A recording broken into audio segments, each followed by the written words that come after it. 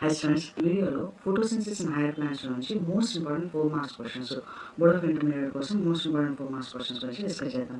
So ఈ వీడియోలో నేను ఏం చేశామంటే మినిమం పాస్ మార్క్స్ సెక్యూర్ చేయడానికి మినిమం పాయింట్స్ ఏం రాస్తే సరిపోతుంది. అంటే 4 మార్క్స్ ఒక 2 మార్క్స్ సెక్యూర్ చేయాలి అంటే క్వశ్చన్ వదిలి పెట్టకుండా జస్ట్ రాయాలి అంటే ఏ పాయింట్స్ రాస్తే సరిపోతుందో చెప్తాను. తర్వాత ఫుల్ మార్క్స్ అదే క్వశ్చన్ ఫుల్ మార్క్స్ సెక్యూర్ చేయాలంటే ఏం అడిషనల్ పాయింట్స్ అనేది రాయాలో నేను మీకు చెప్తాను. ఎందుకు ఇలా చెప్తున్నానంటే చాలామంది స్టూడెంట్స్ మాకు ఎగ్జామినేషన్లో మెమరీస్ అన్ని పాయింట్స్ గుర్తుపెట్టుకోవడం వల్ల మెమరీ రావట్లేదు అని చెప్తూ ఉంటారు. సో అలాంటి వాళ్ళ కోసం ఈజీగా రీకలెక్షన్ కోసం కొన్ని ట్రిక్స్ కూడా ఇక్కడ నేను మీకు కోట్ చేశాను. వాటిని మీరు జాగ్రత్తగా అబ్జర్వ్ చేసినట్లయితే ఈజీగా మీరు గుర్తుపెట్టుకోగలరన్నమాట. సో ఇందులో వచ్చేటువంటి ఫస్ట్ ఇంపార్టెంట్ క్వశ్చన్ చూసినట్లయితే differentiate between C3 and C4 plants. C3 and C4 ప్లాంట్స్కి డిఫరెన్స్ మనము రాయమని చెప్తారు. సో బేసిక్గా ఈ డిఫరెన్సెస్ని క్లియర్గా మినిమం పాస్ మార్క్స్ కోసం రాయాలి అంటే ఏం రాయాలి? C3 ప్లాంట్స్లో మనకు ఫస్ట్ స్టేబుల్ ప్రోడక్ట్ వచ్చేసి PGA అనమాట. C4 ప్లాంట్స్లో మనకు ఫస్ట్ స్టేబుల్ ప్రోడక్ట్ వచ్చేసి ఆక్సాలోఅసిటిక్ యాసిడ్. దీన్ని ఎలా గుర్తుపెట్టుకోవాలి? ఇక్కడ చూడండి C4 ప్లాంట్స్లో 4 అని ఉంది కదా, ఆక్సాలోఅసిటిక్ యాసిడ్లో ఏ కూడా అలాగే వస్తుంది. ఇది గుర్తుపెట్టుకోండి. అంటే ఇక్కడ 4 ఇలా రాస్తాం కదా, దీన్ని మనం ఇలా ఎక్స్టెండ్ చేసినట్లయితే ఏ వస్తుంది. అంటే C4 ప్లాంట్స్ మనకి ఏమొస్తుంది? ఆక్సాలోఅసిటిక్ యాసిడ్ అని first stable compound. So obviously C4లో పోయే ఆక్సాలోఅసిటిక్ యాసిడ్ అయితే C3 ప్లాంట్స్లో మనకు PGA అంటే ఫాస్ఫోగ్లిసరిక్ యాసిడ్ అనేది వస్తుంది అన్నమాట. తర్వాత C3 ప్లాంట్స్లో మనకు క్రాంజ్ అనాటమీ అనేది కనిపించదు. C4 ప్లాంట్స్లో మనకు ఏమి కనిపిస్తుంది? క్రాంజ్ అనాటమీ అనేది కనిపిస్తుంది. ఇవి మినిమం మోస్ట్ ఇంపార్టెంట్ పాయింట్స్. ఈ పాయింట్స్ రాసినట్లయితే నేను మినిమం 2 మార్క్స్ అనేది ఈజీగా ఇస్తాను అనమాట. అంటే C3 C4 ప్లాంట్ డిఫరెన్స్ అనేది ఫస్ట్ స్టేబుల్ ప్రోడక్ట్ అనేది రాయాలి. And then method of carbon dioxide fixation మీద 2 పాత్వేస్ డిఫరెన్షియేట్ అవుతాయి. దీంట్లో మనకు ఫస్ట్ ఏం రాయాలంటే C3 plants first stable product PGA phosphoglyceric acid. తర్వాత దీంట్లో క్రాంజ్ అనాటమీ అనేది ఉండదు. C4 plants first stable product oxaloacetic acid OAA అంటాము. తర్వాత దీంట్లో క్రాంజ్ అనాటమీ అనేది కనిపిస్తుంది. ఇది మనము మినిమం మార్క్స్ కావాలి అంటే ఈ పాయింట్స్ రాయాలి. ఇప్పుడు మనము ఇదే క్వశ్చన్కి ఫుల్ మార్క్స్ రాయాలి అంటే కొన్ని అడిషనల్ డీటెయిల్స్ అనేది ఇవ్వాలి. ఏంటి అడిషనల్ డీటెయిల్స్ అంటే హ్యాబిటేట్ రాయాలి, క్లోరోప్లాస్ట్ రాయాలి, ట్రాన్స్పిరేషన్ అనేది రాయాలి, CO2 యూటిలైజేషన్ అనేది రాయాలి, ఎగ్జాంపుల్స్ రాయాలి. అంటే ఈ 5 కాంపోనెంట్స్ని మనం రాయాలి. హ్యాబిటేట్ అంటే ఎక్కడ ఉంటుంది అనమాట. C3 ప్లాంట్స్ని మోస్ట్లీ టెంపరేట్ ప్లాంట్స్ అనమాట. C4 ప్లాంట్స్ అనేవి మోస్ట్లీ ట్రాపికల్ ప్లాంట్స్ అనమాట. క్లోరోప్లాస్ట్ చూసినట్లయితే ఈ chloroplast C3 plants chloroplast dimorphism అనేది ఉండదు. మొత్తం ఒకే యూనిఫామ్గా ఒకే విధంగా ఉంటుంది. కానీ C4 ప్లాంట్స్లో క్లోరోప్లాస్ట్ డైమార్ఫిజం అనేది కనిపిస్తుంది. Bundle sheet cells. C4 ప్లాంట్స్లో మనకు క్రాంజ్ అనాటమీ కనిపిస్తుంది. దానివల్ల క్లోరోప్లాస్ట్ డైమార్ఫిజం అనేది కనిపిస్తుంది అనమాట. ట్రాన్స్పిరేషన్ C3 ప్లాంట్స్లో ట్రాన్స్పిరేషన్ అనేది ఎక్కువగా ఉంటుంది. C4 ప్లాంట్స్లో ట్రాన్స్పిరేషన్ అనేది తక్కువగా ఉంటుంది. కార్బన్ డైఆక్సైడ్ యూటిలైజేషన్ చూసినట్లయితే C3 ప్లాంట్స్ అనేవి లెస్ ఎఫిషియెంట్, C4 ప్లాంట్స్ అనేవి మోర్ ఎఫిషియెంట్ అనమాట. C3 ప్లాంట్స్కి ఎగ్జాంపుల్స్ వచ్చేసి most of the dicots. C4 ప్లాంట్స్కి examples maize, sorghum, sugar cane ఇవన్నీ కూడా ఎగ్జాంపుల్స్ అనమాట.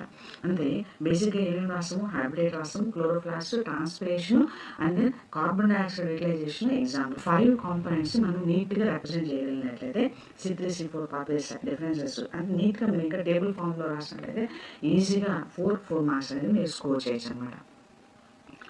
నెక్స్ట్ మోస్ట్ ఇంపార్టెంట్ క్వశ్చన్ చూసినట్లయితే differentiate between cyclic photophosphorylation, non cyclic photophosphorylation. ఇది కూడా చాలా సింపుల్ అనమాట. మీకు పాస్ మార్క్స్ కావాలి అనుకున్నట్లయితే ఏం రాయాలి? సైక్లిక్ ఫోటోఫాస్ఫోరైలేషన్లో ఓన్లీ PS1 మాత్రమే ఇన్వాల్వ్ అవుతుంది. ఇందులో మనకి ఏమవుతుంది? ATP అనేది ప్రొడ్యూస్ అవుతుంది.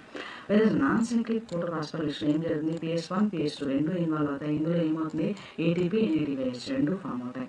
ఇక్కడ చూడండి, సైక్లిక్లో ఓన్లీ PS1 ఒకటే ప్రోడక్ట్ ATP ప్రొడ్యూస్ అవుతుంది.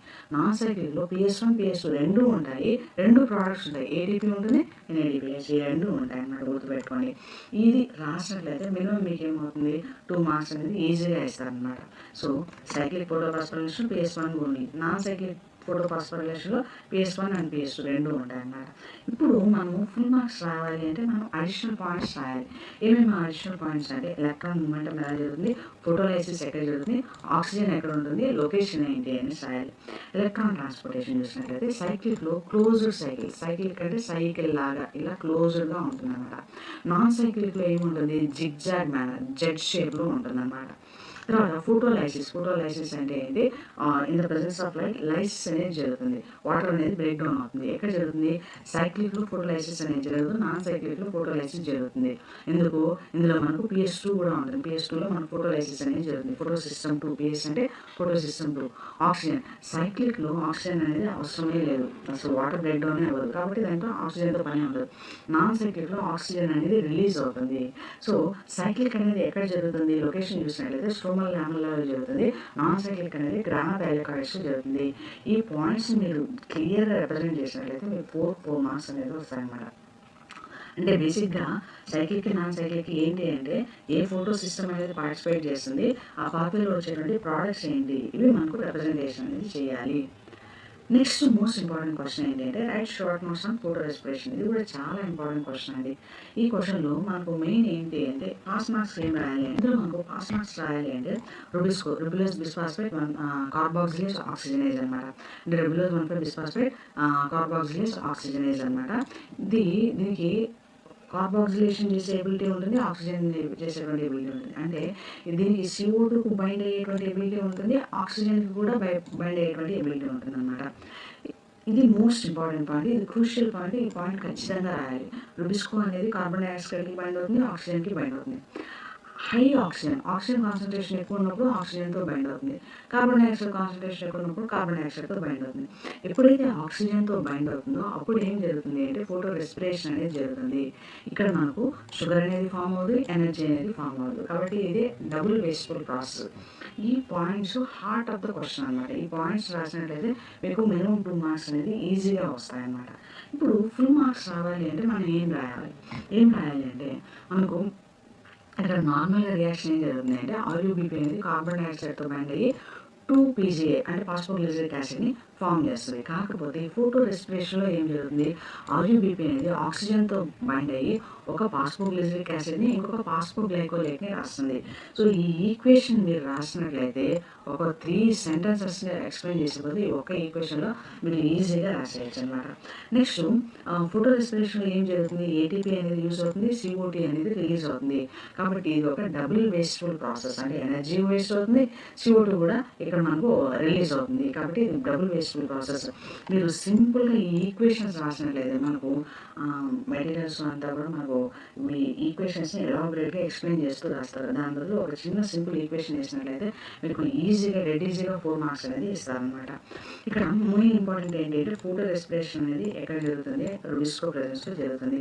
ఇప్పుడు ఆక్సిజన్ అనేది ఎక్కువగా ఉన్నప్పుడు, అంటే రుబిస్కో కార్బాక్సిలేషన్ కాకుండా ఆక్సిజనేషన్ చేసినప్పుడు ఇక్కడ మనకు ఫోటో రెస్పిరేషన్ అనేది జరుగుతుంది. ఇది రాయాలి, ఇది మోస్ట్ ఇంపార్టెంట్.